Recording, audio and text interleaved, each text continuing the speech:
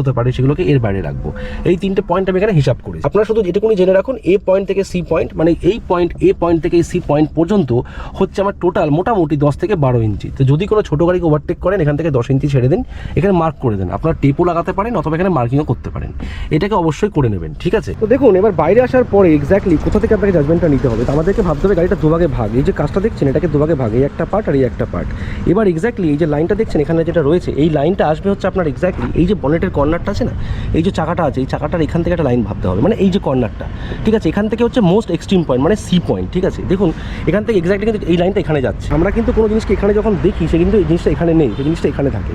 আমাদেরকে বাঁচাতে হবে এই পোর্শনটুকুনি, ঠিক আছে? ঠিক সেরকমই এই যে লাইনটা দেখতে পাচ্ছেন এখানে, এই লাইনটা আসছে দেখুন ঠিক এখানে, এই যে চাকাটা দেখছেন এখানে আসছে। তো আমাদেরকে দেখতে হবে হচ্ছে, বাঁচাতে হবে হচ্ছে এই দিকটা, ঠিক আছে? আর এই দিকটাকে, যে জায়গাটা থেকে, মানে এই যে জায়গাটা দেখছেন এখান থেকে, ঠিক আছে, এতটা রাস্তা কিছু একদম খালি থাকবে।